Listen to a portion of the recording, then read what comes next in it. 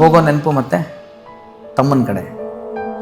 ಇಲ್ಲಿ ಅಣ್ಣ ಆ್ಯಕ್ಷನ್ ಅಂದ ತಕ್ಷಣ ನೋಡಿ ಲೈಟ್ ಒಂದ್ಸತಿ ಬ್ಲಿಂಕ್ ಆಯಿತು.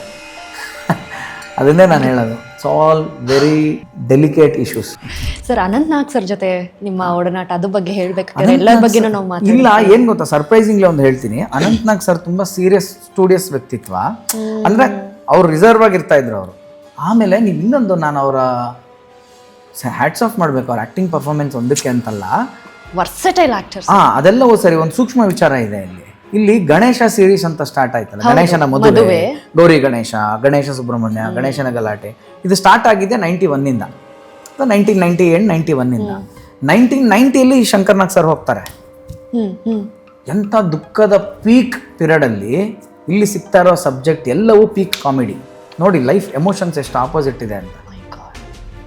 ಇಷ್ಟು ನಿಮ್ಮನ್ನು ನಗಿಸಿ ಇವಾಗ ಒಂದು ಸೀನ್ ಅಂತ ಅನ್ಕೊಳ್ಳೋಣ. ಇವಾಗ ಏನೋ ಗಣೇಶ ಹಿಂಗೆ ಮಾಡಿಬಿಟ್ಟೆ ನನ್ನ ಮಗನೇ, ನಾನು ನಿನಗೆ ಹೈಲೈಟ್ ಮಾಡಿದ್ರೆ ಇವ್ನು ನನ್ನ ಕಂಡಮ್ ಮಾಡ್ತಾನೆ. ಗೌರಿ ಗಣೇಶ ಯಾವುದೋ ಒಂದು ಡೈಲಾಗ್ ಅಥವಾ ಯಾವುದೋ ಒಂದು ಡೈಲಾಗ್, ಸ್ಲೋ ಮೋಷನ್ ಬರ್ತೇನೋ ಫಾಸ್ಟ್ ಮೋಷನ್ ಬರ್ತೇನೋ, ಕಟಿಟ್ ಅಂದ ತಕ್ಷಣನೇ ಅವರು ಹೋಗೋ ನೆನಪು ಮತ್ತೆ ತಮ್ಮನ ಕಡೆ. ಇಲ್ಲಿ ಅಣ್ಣ ಆ್ಯಕ್ಷನ್ ಅಂದ ತಕ್ಷಣ ನೋಡಿ ಲೈಟ್ ಒಂದ್ಸತಿ ಬ್ಲಿಂಕ್ ಆಯಿತು. ಅದನ್ನೇ ನಾನು ಹೇಳೋದು, it's all very delicate issues. ಇದೆಲ್ಲ ತುಂಬ, ಅದಕ್ಕೆ ಹೇಳ್ತೀನಿ, ಎಲ್ಲೋ ಒಂದು ಕಡೆ ಇವರೆಲ್ಲ ಸಾಧನೆ ತಪಸ್ಸು ಏನು ಕತೆ ಗೊತ್ತಿಲ್ಲ, ಅಷ್ಟು ಪೀಕ್ ಆಫ್ ದುಃಖದಲ್ಲಿದ್ದಾಗ ಅವ್ರಿಗೆ ಬಂದಂಥ ಸಿನಿಮಾಗಳೆಲ್ಲವೂ ಕಾಮಿಡಿ ಇದೆ.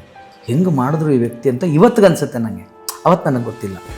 ಸೊ ಅವ್ರು ಒಂದು ಕಡೆ ಕೂತಿರೋರು ಸೈಲೆಂಟಾಗಿ, ಏನೋ ಬುಕ್ ಬರೆಯೋರು, ಮ್ಯಾಗ್ಝಿನ್ ಓದೋರು, ಶಾರ್ಟ್ ಅಂದ ತಕ್ಷಣ ಬರೋರು ಮತ್ತೆ ಹೋಗೋರು. ವೃತ್ತಿಗೆ ಕೊಟ್ಟಂಥ ಗೌರವ.